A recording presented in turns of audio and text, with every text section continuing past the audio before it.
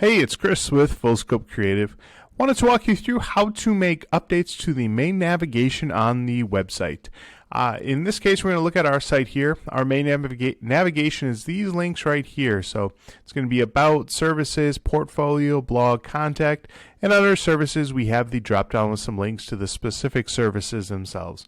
If you log into the WordPress admin section, down here under Appearance, there's another link for menus that we're going to go to. Through here, we'll be able to add new links to it, move them around, do a whole bunch of really cool things. Depending on the way your site was set up, there might be another menu available, so you might need to select just the right one here and hit Select. In our case, it is Menu 1, might be called Main Navigation, Main Menu, something along those lines. So in here, there's a lot of really cool stuff we can do very easily. So for example, let's say we wanted blog to be the very last link. Right now, it's the second to last, contact is the last. But you can just click on it and drag it to wherever we want. Maybe we want portfolio to show up first. We can drag that, move it all the way to the very top.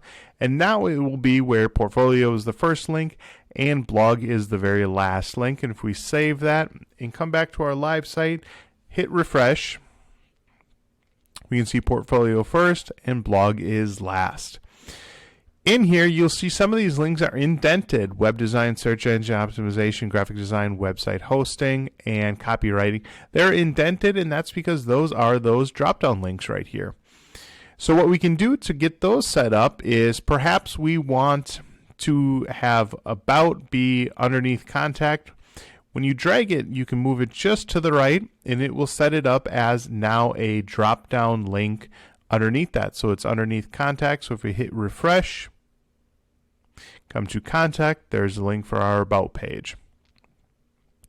Obviously, we're not going to leave that in place. Move these all back to where they were quick. When you're in here, one thing you'll notice you can do is you can set up a drop-down off of a drop-down. So we could take copywriting and move it as a drop-down under web design. I'll show you what that looks like here. Now our navigation's back to the way it was. Now when we hover over web design, copywriting's off on the side. Please do not do this. It is a horrible idea. Why? Because most people can't figure them out. I build websites for a living, and I have a tough time with them, so it's not worth doing. Drop-downs are fine. Drop-downs off of drop-downs, those extra flyout menus are nothing but a pain for users. They're a horrible experience, and I'm willing to bet it will have a negative impact on your overall search engine optimization because it will have a negative turnout for your user experience at the end of the day. So take a look at our site again here real quick. We got this corrected to where we just have these drop downs. And what we can do in here is we can also come in and say, web design is a good term, search engine optimization is a good term, graphic design is a good term, website hosting, Green Bay, not the best term for our general site. We click on this arrow underneath it. We can update this to say whatever we want. In this case, I just wanted to say website hosting. It's going to work out so that we still get that website host Green Bay, which is one of our keywords. That's still going to be in there for the search engines, but the user at the end of the day, once we hit Save Menu, is only going to now see it once we hit refresh. They're only going to see it as website hosting. It's just going to make it a lot easier for the users. Again, a better user experience at the end of the day. Another thing we can do in here is if we come down, we can add a whole bunch of new links in here in a number of ways. The main way we do this is if we go into pages, that's going to list all the pages that are on this site. Our site, with the number of landing pages we have, there's obviously quite a few of them, but let's scroll down and find a good one to add here real quick. Guides is a good one, just the different tutorial guides we have, like where you're watching this video from most likely.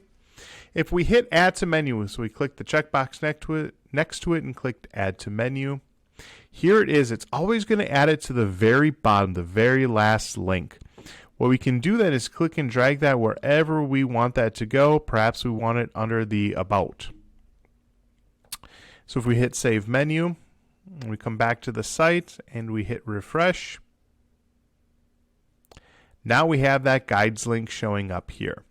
So really easy to go in and add a whole lot to the site, really enhance that user experience to make it that much more successful for your users, and easier, more enjoyable time for them to get to the information they're looking to. One other bit of advice: the very last link, the link that should show up at the very bottom in this list and should show up on the far right in this list, is always going to be that contact link. Why? Because that's what users expect. They're used to seeing that contact link at the very end. If they don't see it, could be confused. We don't want to add any confusion to anything. We don't want to slow down any conversion process. So always have that contact page be the very last one that's available. Once you hit save again, everything will be live, ready to go immediately. So just a quick walkthrough of how to go in and simply update that menu, add new things to it. Perhaps you add a new service, add a new landing page that you want to link to. It's really easy to come in and get to add those things in. Again, just to enhance that user experience at the end of the day. If you have any questions, need some help with it, just shoot us an email at info@fullscopecreative.com.